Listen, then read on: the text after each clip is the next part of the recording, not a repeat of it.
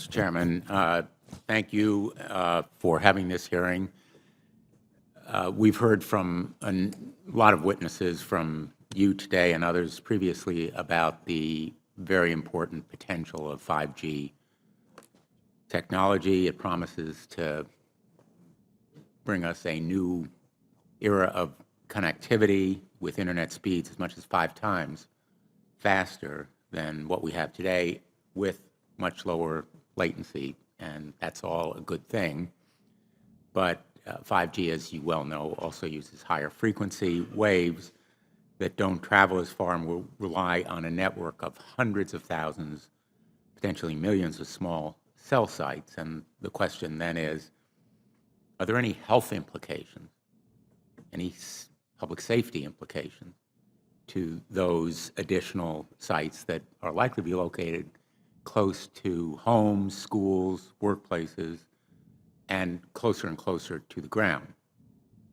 Correct? Correct, Senator. Yes.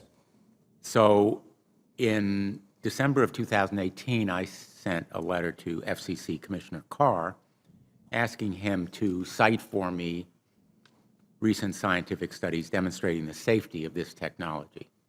What research has been done, where has it been published and compiled. He has essentially failed to do so and just echoed the general statements of the FDA, which shares regulatory responsibility for cell phones with the FCC. If you go to the FDA website, pretty unsatisfactory. There basically is a cursory and superficial citation to existing scientific data saying, quote, the FDA has urged the cell phone industry to take a number of steps, including support additional research on possible biological effects of radio frequency fields for the type of signal emitted by cell phones. I believe that Americans deserve to know what the health effects are,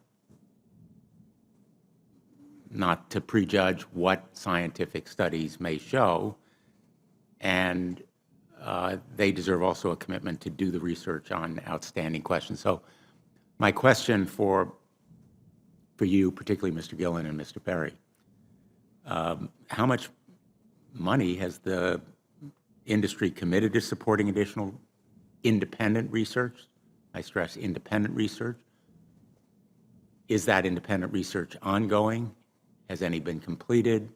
Where can consumers look for it? And we're talking about research on the biological effects of this new technology. Thank you, Senator. I think, thank you for your focus on the issue. Safety is paramount, and as you alluded to, we rely on the expert agencies, we rely on the findings of the FDA and others as to the requirements to keep all of us safe. There are no industry-backed studies, to my knowledge right now. Happy to visit with you as to what opportunities you think there needs to be more studies, and we're always for more science. We also rely on what the scientists tell us. So essentially, the answer to my question, how much money? Zero.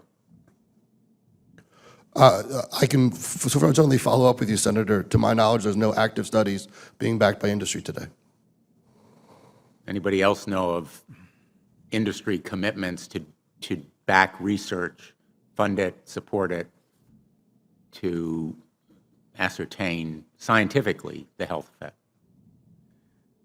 Senator, I'm not aware either, but I do know that with small cells especially, you're going to have lower power levels. And of course, as from a carrier perspective, you want to be able to manage interference so that that interference is the lowest interference possible. So I would think that some of those studies or some of that information could be utilized in looking at the health consequences. But no, I'm not aware of any. So there really is no research ongoing. We're kind of flying blind here so far as health and safety is concerned. Thank you, Mr. Chairman.